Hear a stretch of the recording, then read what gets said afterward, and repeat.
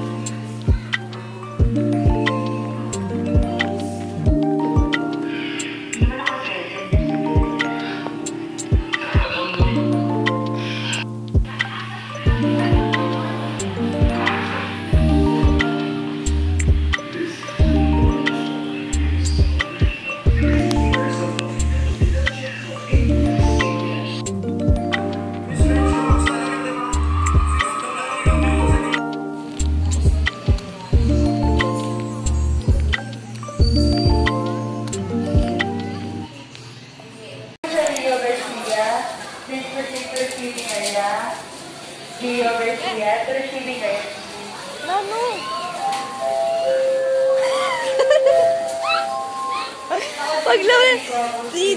Paglawin! Nakatala ka na!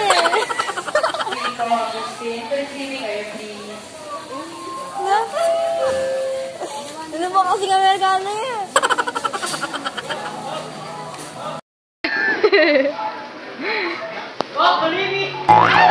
Uy! Barayan mo yan! Ay! Kukit na rin eh! Kaya eat.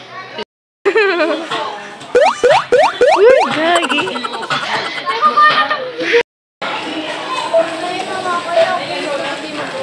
Bagi, lalawenda ka.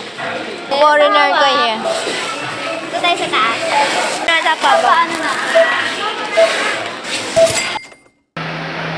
May minabo ko.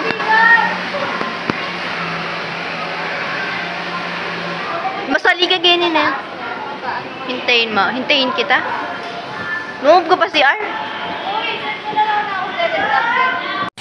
Hey guys, I just freaking got home. And sobrang nakakapagod ngayong araw guys. Sobrang hassle pa. So, ito yung mga pinamili ko lang sa store kasi ito lang naman yung mga needs ko. Hindi naman ako nag-grocery ng sobra. So, sisters, dahil kanina guys, nakabukas na to. Binuksan ko na siya kanina dahil need ko na magpalit talaga. So, wala akong dalang extra pads. Kasi ang ina-expect ko talaga na magtatagal kami dun sa Bellissima is 2 hours lang or 1 hour and 30 minutes. So, tumagal kami like 3 hours. Ganun katagal guys. Di ko in-expect yun. Or dahil siguro sobrang haba ng hair ko. 2, panty liner, Charlie. And yung isa is Carefree. And gusto ko marami akong stocks na pads. Ganon. Tapos, ito, panligo. Ito yung mga gagamitin ko. Keratin Gold Plus and Cream Silk. So, ito lang yung mga gagamitin ko for Hindi kasi ako nag-shampoo guys, kung alam nyo lang. Siguro twice a month lang ako mag-shampoo talaga. And then, nagtingin-tingin kami kanina sa Changi, pero sobrang nahihilo na ako. Sabi ko kay Nicole, balik na lang kami next time kasi sobrang daming tao guys. Hindi ako makapag-vlog ng maayos doon. Naghanap lang ako ng Android charger kasi nasira yung isa kong charger. And face mask, yun lang. Tapos siya, nakabili siya ng case, phone case niya. So, ito naman, binili ko candy lang, wala lang. Sampalok and Yema. Ayan, sweet tamarind candy. So, yan lang yung mga binili ko. Tapos guys, surprise ko to. Damit to ni Bia. So, hindi ko na ipapakita dito kasi makikita. Baka mapanood ni Tita yung vlog ko. So, guys, what's up, everybody? So, ayun nga. May gusto lang akong i-share sa inyo na product na pinaka-ginagamit ko dahil ito ay sobrang importante, lalo na sa ating mga girls. Ayoko din siya i-gatekeep, guys, kasi super normal lang naman and super serious na topic natin ngayon. So, etong updated ko ng feminine wash. Ayan. So, kung hindi kayo masyadong familiar dito sa panghugas na to. Ayan, so yung Betadine na pang-feminine, hindi yung Betadine na pang-ano ng sugat. So, eto guys, ito pa lang yung unang bottle na mauubos ko. So, konti na lang yung laman niya.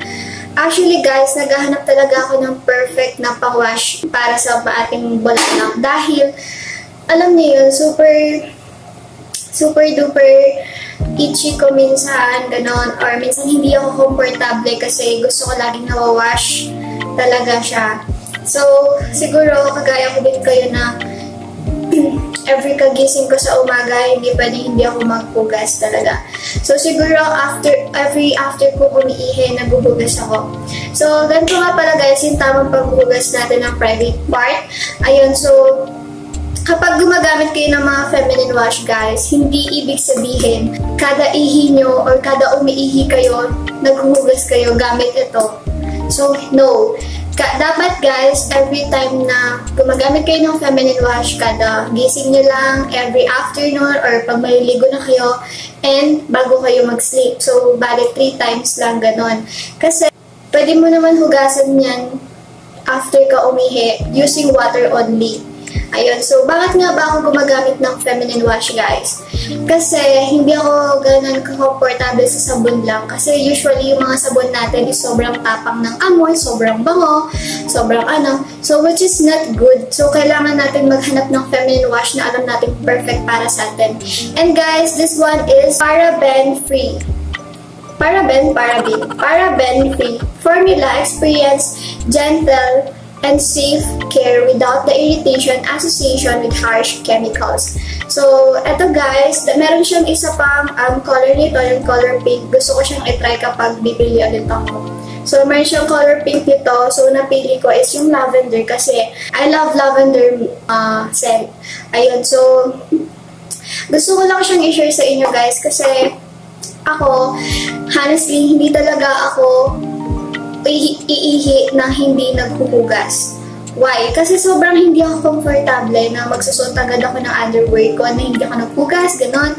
Depende na lang kung nasa public na restroom ako. Kung walang tubig dun sa restroom na pinagamitan ko, matik wet tissue yung ginagamit ko talaga. So, ganun ako guys, kasi hindi talaga ako komfortable na ihi lang tapos sabay suot mo na ng underwear mo, ganun. So, sa bahay naman guys, every kagising ko, nagpe-feminine wash ako.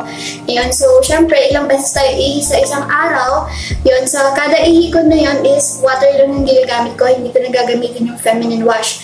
Tapos, pag maliligo na ako ng afternoon, feminine wash ulit. So, syempre, ang last na paggamit ko yun is yung bago ako mag-sleep ng gabi. So, ganun lang ako gumamit ng feminine wash, guys.